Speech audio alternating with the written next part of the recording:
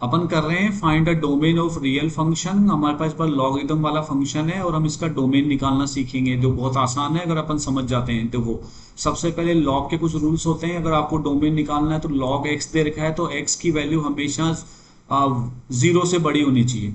मतलब x zero नहीं हो सकता, क्योंकि अगर एक्स जीरो हो गया तो ये हो जाता है नॉट डिफाइंड।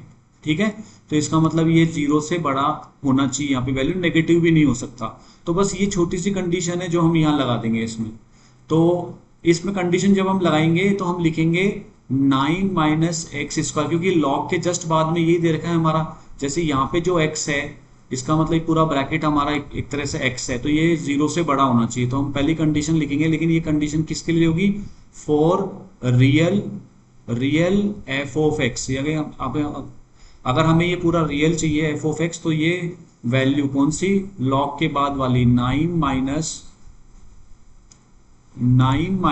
x² वाला जो ये ब्रैकेट है, ये जीरो से बड़ा होना चाहिए। क्वेश्चन ऑलमोस्ट हो गया, क्योंकि अगर हम यहाँ से 9 को उस तरफ ले जाएंगे तो माइनस का 9 हो जाएगा, लेकिन जैसे ही हम साइन इन्वर्ट किए, साइन कैंसिल आउट करेंगे या एलिमिनेट करेंगे तो इनइक्वलिटी का रूल लगेगा, साइन फ्लिप हो जाएगा इनइक्वलिटी वाला। अगर ये ग्रेटर देन है तो ये नीचे बन जाएगा लेस देन, यहाँ लेस देन बन गया ये।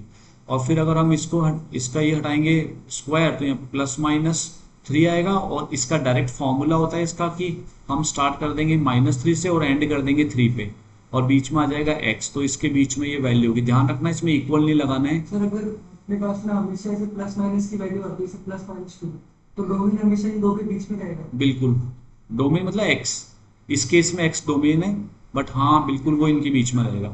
अपन डायरेक्ट भी कर सकते हैं। अगर ये नहीं करना चाहते हम बाय द वे, तो हमें फिर वो अगर लॉजिकल समझना है तो हम पहले इसका फैक्टर करेंगे। अगर हमको समझना है कि यार ये इससे ये कैसे आया, ये सपोज किसी बच्चे को ये फॉर्मूला याद नहीं है, तो वो उसको लॉजिकल भी कर सकता है इस वाली सिचुएशन को, कि अगर हमारे सामने क्योंकि ये साइन चेंज हो गया था, हम माइनस साइन कॉमन ले लेंगे, x² + 3 x+3 x-3 हो जाएगा, ये फैक्टराइज करके। और फिर हम यहाँ पे पुट कर सकते हैं कोई भी, जैसे नंबर लाइन पे हम वो बनाएंगे, जैसे बताया था हमने पिछली क्लास में।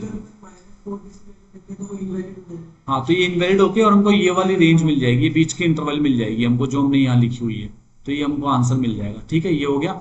लेकिन एक छोटी सी प्रॉब्लम ये है कि एक और केस ऐसा है जिससे नॉट डिफाइंड हो सकता है एफ ऑफ एक्स। तो अगर log 1 हो जाए, क्योंकि हम जानते हैं log 1 होता है 0, तो इट मीन्स अगर ये वैल्यू ब्रैकेट में 1 हो गया तो ये 1/0 हो जाएगा, ये भी नॉट डिफाइंड, तो ये 1 भी नहीं हो सकता। तो केस नंबर 2 लेंगे, अगेन लिखेंगे अगेन, और फिर हम लिखेंगे 9 - x cannot be equal to 1। ये 1 नहीं हो सकता, क्योंकि अगर वापस बता रहा हूँ 1 हो गया तो log 1 होता है 0, और 0 मतलब 1/0 नॉट डिफाइंड। तो बस ये भी केस है। तो इसको जब हम सॉल्व करेंगे तो हमको दो यहाँ पे x के आंसर मिलेंगे जो कि वैलिड नहीं होंगे। वो होंगे, एक तो होगा 2√2 प्लस का, और एक होगा 2√2 माइनस का। तो हमको करना क्या है कि x हमारा डोमेन होता है, तो x हमें डोमेन जो मिल रहा है, फाइनल आंसर जो हमें मिल रहा है डोमेन का, वो हम डोमेन निकालने के लिए हम 1 और 2 को कंबाइन कर देंगे। तो हम लिखेंगे बाय 1 and 2। ये हमारी दोनों रेंज है, x यहाँ पे भी है और x पे कंडीशन यहाँ पे भी है, ये दोनों इक्वेशन 1 and 2, ये दोनों स्टेटमेंट 1 and 2। तो हम लिखेंगे हमारा जो डोमेन हो गया वो हो गया -3 से 3, और हम उसमें से सब्ट्रैक्ट कर देंगे ये दो वैल्यूज, क्योंकि ये हमको नहीं चाहिए डोमेन में। तो हमको लिखेंगे 2√2 -2√2 हम पहले लिख देंगे और प्लस का बाद में लिख देंगे, और ये सेट में लिखेंगे।